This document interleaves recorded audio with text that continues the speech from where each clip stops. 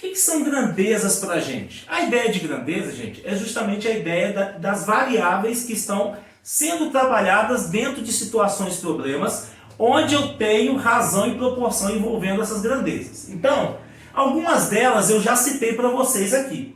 Quando eu estou trabalhando com a ideia, por exemplo, de velocidade média, eu tenho duas grandezas envolvidas. Quais são essas grandezas?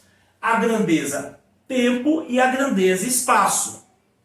Quando eu falo de densidade absoluta, eu tenho duas grandezas envolvidas. Eu tenho duas variáveis envolvidas. Eu tenho a variável volume e eu tenho a variável massa, a grandeza massa, tá? Quando eu falo de densidade demográfica, número de habitantes e área, que vai ser envolvido metros quadrados, quilômetros quadrados. Então, essa ideia de grandeza, ela é importante, vocês estão vendo? A gente chama isso de variável. Quando a gente trabalha a ideia de função, muitas das variáveis são o quê? Grandezas. E quando a gente fala de grandezas aqui, a gente acaba lembrando da ideia de variáveis lá dentro de função, não é verdade? É exatamente a ideia. Agora a pergunta que eu faço é, onde eu posso encaixar essa ideia de razão e proporção que a gente acabou de aplicar dentro da ideia de grandezas? Então, quando eu começo a pensar, a conversar um pouquinho sobre essa ideia de grandezas, as grandezas elas têm dois tipos de classificação, tá? É o que nós chamamos de grandezas diretamente proporcionais,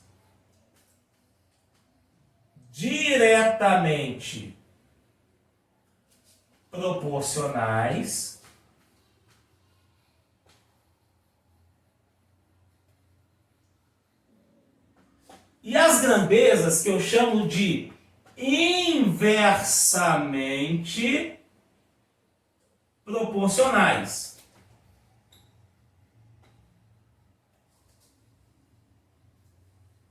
Grandezas que são diretamente proporcionais e grandezas que são inversamente proporcionais. Bem a grosso modo, de modo bem simples, para ser bem claro. Quando eu trabalho, por exemplo, a ideia de espaço e tempo, lá na física, quanto mais eu andar, quanto maior for a distância, maior o tempo gasto para eu me deslocar, não é verdade? Então aqui eu te dou um exemplo muito claro. Vou pegar aqui, esse pincel daqui a pouquinho eu troco a cor dele. Então um exemplo, vou colocar aqui espaço e tempo. Quando eu falo de espaço e tempo, essas grandezas entre si, elas têm uma relação de grandezas que são diretamente proporcionais. O que isso quer dizer? Eu aumento uma das grandezas, a outra aumenta junto. Se eu diminuo uma delas, a outra diminui junto. Eu aumento o espaço percorrido, o tempo gasto vai ser maior. Agora, se eu diminuo a distância que eu tenho que percorrer, o tempo gasto vai ser menor. Agora pensa, por exemplo, galera, se eu pensar, por exemplo, em velocidade e tempo. Se eu penso em velocidade e tempo, percebe a ideia? Enquanto a gente vai conversando aqui, eu vou até trocando o pincel, tá bom? A tinta aqui. Então, eu vou sair um pouquinho da frente só para poder trocar. Agora, pensem comigo. Se eu aumento a velocidade... Agora sim, consegui trocar. Se eu aumento a velocidade, o tempo gasto na minha viagem vai ser menor, não vai? O que eu estou querendo dizer com isso? Se eu diminuo a velocidade, o tempo gasto na minha viagem vai ser maior. Percebe? O que eu estou querendo dizer com isso?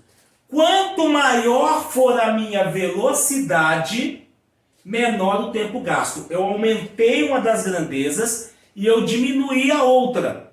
Mas se eu aumento o tempo da viagem, é porque a velocidade foi diminuída. Isso é uma relação de grandezas que são inversamente proporcionais. Na diretamente proporcionais, nas mesmas direções. Uma aumenta, a outra aumenta, uma diminui, a outra diminui. Quando as grandezas são inversamente proporcionais, enquanto uma está aumentando, a outra está diminuindo. Fui claro, gente, para isso? Fui claro aí? Todo mundo? Conseguiram entender os conceitos? Tá claro isso para todo mundo? Estou aguardando. Ótimo, ótimo. Claro isso para todo mundo. Todo mundo mesmo? Graziela conseguiu entender o conceito? Dúvida? Ótimo. Então, gente, agora a gente vai misturar isso tudo. Porque olha que interessante. Eu tenho a ideia de razão. Essa ideia de razão amplia a minha ideia para a ideia de proporção. E isso está relacionado dentro do Enem à ideia dessas grandezas. Agora, como que essas grandezas, tendo essa classificação, podem se envolver dentro de um cálculo algébrico? E aí a gente tem que entender a ideia da regra de 3. A regra de 3, e aí, gente, existem duas ideias dessa tal de regra de 3, tá? A ideia da regra de 3 é o seguinte: por que ela tem esse nome? É porque geralmente eu vou ter 3 valores conhecidos e eu vou descobrir um quarto valor. A regra de 3 é: você tem 3 valores que você conhece e falta um para ser encontrado, tá? Por isso que é chamado de regra de 3. E aí na regra de 3, eu tenho a ideia da regra de 3 que eu posso chamar de regra de 3 simples.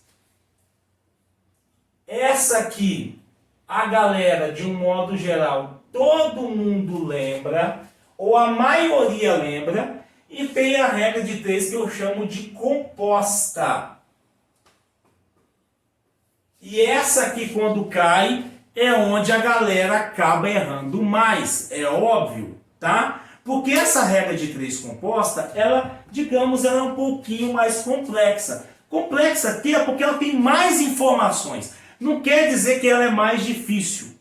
É importante que você a tenha visto antes para poder conseguir resolver as questões, tá? Então, quando eu trato da ideia de regra de 3, eu estou falando de 3 valores conhecidos para encontrar um quarto valor. E aí, qual é a técnica que nós vamos usar? 2 técnicas fantásticas, importantes, simples, porém importantes. Primeira é a propriedade fundamental das proporções. A regra fundamental das proporções. Produto dos extremos igual ao produto dos meios.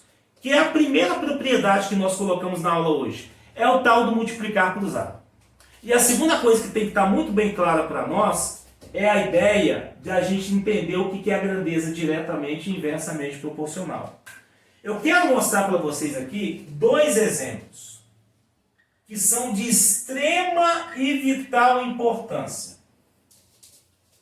A gente vai misturar agora razão, proporção, grandezas, regra de 3. Aqui é onde o Enem vai pisar com você. É aqui onde ele quer saber se você entendeu ou se ficou alguma coisa que não está muito bem clara, tá? Exemplo 1. Vamos supor que eu te dê essa situação, tá? Eu tenho um automóvel viajando, tá? E aí eu tenho a velocidade desse automóvel em quilômetros por hora. E eu tenho tempo gasto nessa viagem em horas. Tá bom? Estou dando um exemplo para vocês. Gente, nesse exemplo eu quero que vocês me ajudem a pensar. Tá bom? Quero que vocês me ajudem a pensar. Quero conversar com vocês. Até para a gente poder chamar a atenção para algumas coisas que são vitais aqui.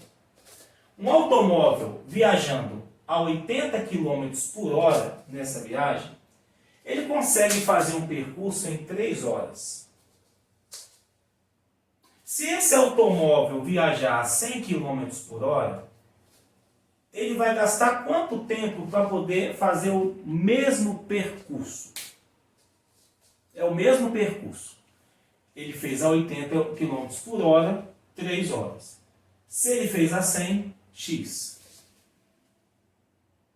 Sabe como que a maioria da galera no Enem iria montar uma questão como essa? Eles montariam assim. Vou colocar aqui e depois vou apagar, tá, gente? E eu vou até perguntar se eu posso apagar o quadro. O erro está aqui. Vou até colocar assim, ó, erro. Errado. O cara montar 80 está para 100, assim como 3 está para x. Isso aqui eu vou marcar de todo tamanho com a minha canetinha vermelha. Não pode. Alguém poderia falar para mim onde está o erro? Se você quiser abrir o microfone e falar para mim onde está o erro, eu agradeço. Se não quiser, não tem problema. Mas alguém consegue chutar, arriscar onde está o erro da minha montagem? Porque é onde a galerinha iria fazer. Alguém consegue? Quem quer dar um palpite aí? Vamos lá. Quem quer dar um palpite? Onde está o erro aqui? Se não tiver palpite, escreve aí. Não tem palpite. Não tem ideia. Pode escrever. Alguém tem um chute? Esperando... Eu falo, mas eu não tenho certeza se isso não, mas porque está em quilômetros por hora, né? Então ele vai ser menor do que o de cima. Então teria que inverter. Ótimo, Amanda. Eis o ponto. Você inverteria quem, Amanda? O x e o 3. Perfeito. Então, a primeira coisa que você conseguiu perceber, me ajuda aí. Velocidade e tempo são grandezas do quê? Percebe, gente? Nessa resposta da Amanda, ela deixa claro para mim que velocidade e tempo são grandezas inversamente proporcionais. Então, o jeito correto não é dessa forma. O correto está aqui de vermelho, ó. Correto.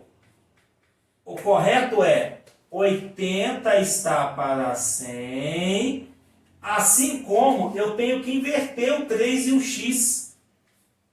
Eu não tenho que colocar 3 está para x. Eu tenho que colocar x está para 3. Porque a ordem aqui, enquanto uma está crescendo, gente, a outra tem que estar o quê? Se ela está crescendo para baixo de 80 para 100, essa tem que estar o quê? Diminuindo, mas eu tenho que ter a variação na mesma ideia. Uma aumenta, a outra diminui, o outro diminui. Então, se um está aumentando e o outro está diminuindo, olha lá, ó. Tá vendo que as flechinhas estão trocadas? Porque essas duas grandezas, elas são o quê? Inversamente proporcionais. Elas não estão na mesma variação. Então, se elas não estão na mesma variação, você pode escolher essa ou essa para inverter a fração. Agora, essa montagem está correta. Ali você pode multiplicar cruzado, ali você pode encontrar o valor de x. Aqui eu posso usar o teorema, a propriedade principal, fundamental das proporções. 100x é igual a 240. Gente, eu posso apagar o lado de cá? Ou tem alguém querendo anotar? Só para eu saber. E aí eu vou terminar essa resolução lá. Tem alguém querendo anotar? Eu espero. Posso apagar. Para todo mundo eu posso apagar? Beleza, para todo mundo. Beleza então, gente. Ó, vou apagar aqui, ó. Então, só terminando aquele cálculozinho lá. E eu, gente, eu estou sendo bem honesto. Isso é, para vocês, eu estou vendo que é simples. Mas para a grande maioria, se tiver um cálculo, a maioria, pelo menos metade da galera vai errar e vai esquecer de inverter. Porque tem a pressão do dia da prova e porque simplesmente tem a falta de atenção e porque não está. Todo mundo acha que as grandezas que caem no Enem são regra de 3 simples, envolvendo grandezas que são diretamente proporcionais. Isso não é verdade. Tem que estar claro isso, tá? Então, ó. Isso tem que estar muito claro. Então, ó, terminando o cálculo aqui em cima, vai ficar assim, ó. Vou repetir aqui, ó. 80. Esse aqui é o correto. 80 sobre 100. X sobre 3. Aí, se você multiplicar cruzado, vai ficar lá, ó. 100 vezes x é igual a 240. Tá vendo? Então, x vai ser 240 sobre 100. Corta um zero aqui e aqui. E aí vai dividir por 10, vai dar 2,4. Então, x para mim vai ser 2,4 horas. Não é 2 horas e 40 minutos, não. É 2 horas mais 0,4 horas. Tem que transformar isso aí para minutos. Mas nós vamos deixar aqui, por enquanto, só aqui para esse exercício, nós vamos deixar em horas mesmo, tá bom? Percebe? E é lógico que o tempo tinha que diminuir. Se eu aumentei a minha velocidade, o tempo vai aumentar junto, não faz sentido. E o que muitas vezes acontece na hora da prova é que a galera não sabe criticar, questionar, avaliar se a resposta que ele está encontrando é a resposta correta. Sacaram a ideia? Gente, tem que estar muito atento a isso. Gente, até aqui, ok? Sem dúvidas para todo mundo? Sim ou não? Sem dúvidas? Só que eu posso apagar, estou apagando, tá? Ok, para todo... Gente, show de bola. E se eu desse um probleminha assim para vocês? Ó, esse é o exemplo 1, tá?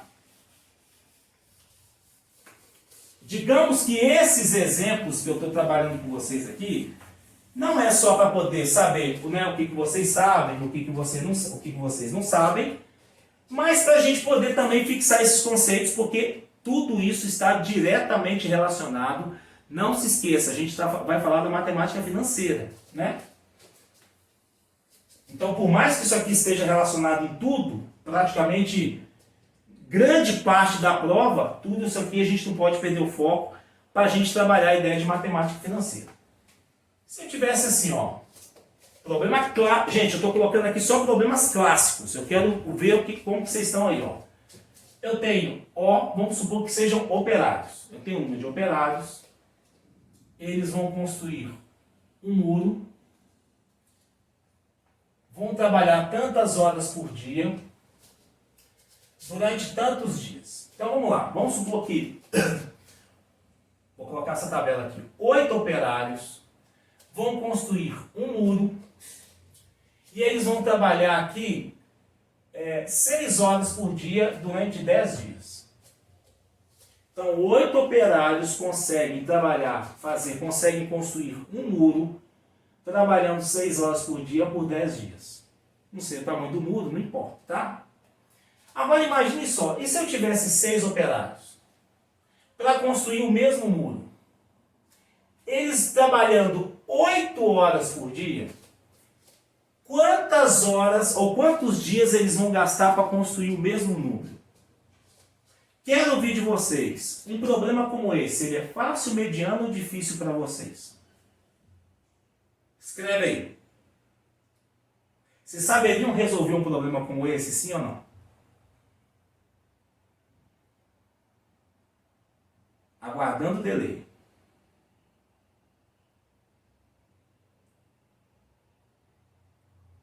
Se não, escrevam não. Se sim, escrevam sim. Não tem problema. Fácil, mediano ou difícil?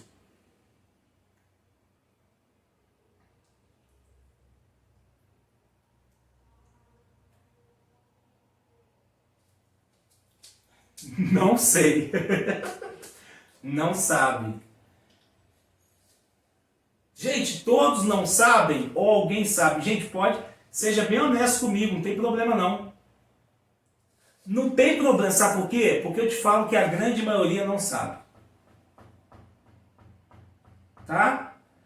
Estou preparando aqui vocês, gente, fiquem bem tranquilos. Não é só para acertar as fáceis e as medianas, não. É para poder acertar as difíceis também. Percebe? Aqui a gente consegue, a gente está vendo questões, a gente está subindo o nível, né? Então por isso que eu estou perguntando. Então vocês não teriam ideia. Eu vou dar uma ideia para vocês de como resolver uma questão como essa. Essa questão aqui, ela é a questão mais completa de tudo que nós conversamos até aqui nessa aula. Não sabe também não, Grazi? Sem problema. Vou ensinar para vocês como resolver.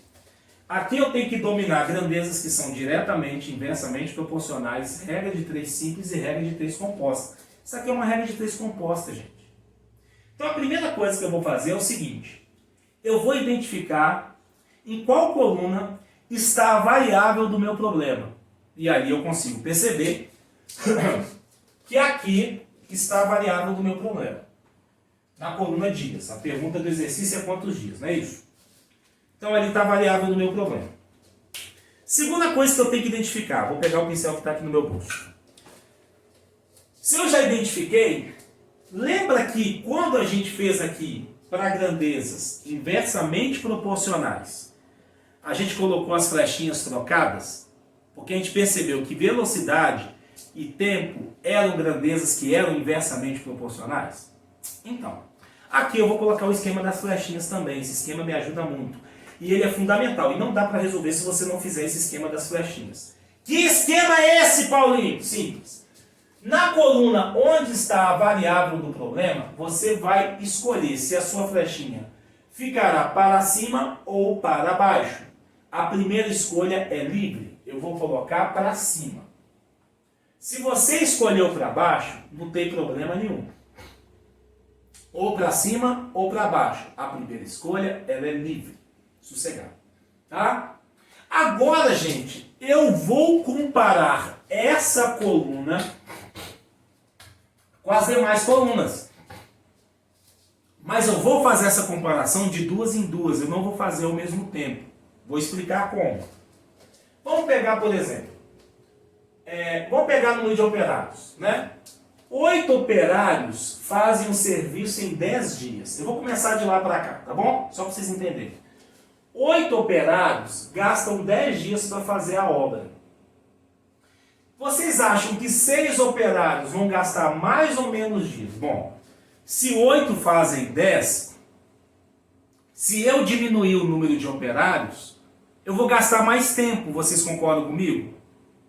Se esses operários trabalhando no mesmo ritmo, eram 8, fizeram em 10, se eu diminuir a quantidade de pessoas, eu vou gastar mais tempo. Então, operários e dias são grandezas inversamente proporcionais.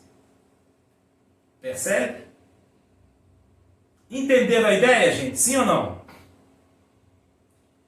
Eu vou fazer isso aqui com cada uma das variáveis. Conseguiram entender o raciocínio? Sim ou não?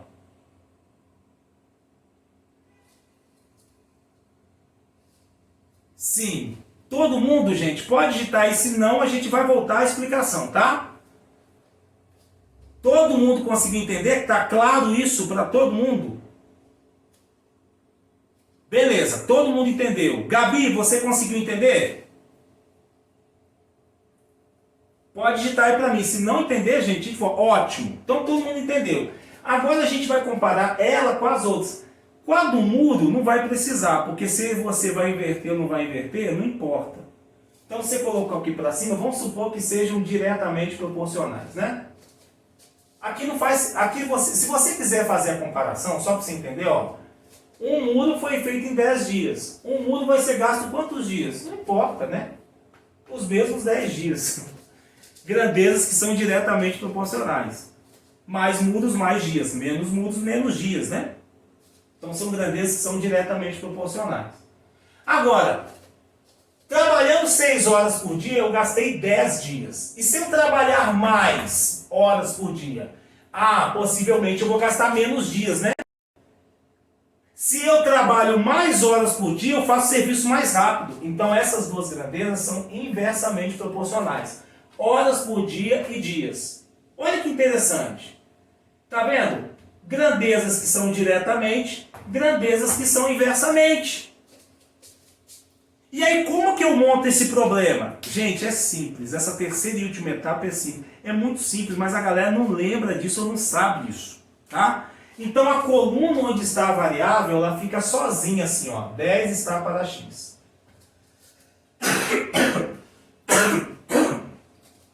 Então, 10 está para x é onde está a pergunta do meu problema. Ela fica sozinha, tá? Agora, de lá para cá, eu vou vendo. Quem estiver na mesma posição, eu mantenho. Quem está na posição adversa, eu tenho que inverter. Então, aqui são inversamente proporcionais, percebe? Vou ter que inverter. 6 está para 8. 1 está para 1, mantém, né? Se nem quiser, nem precisa colocar, né? Vezes, aqui também são inversamente proporcionais. Então, fica 8 está para 6. Percebe?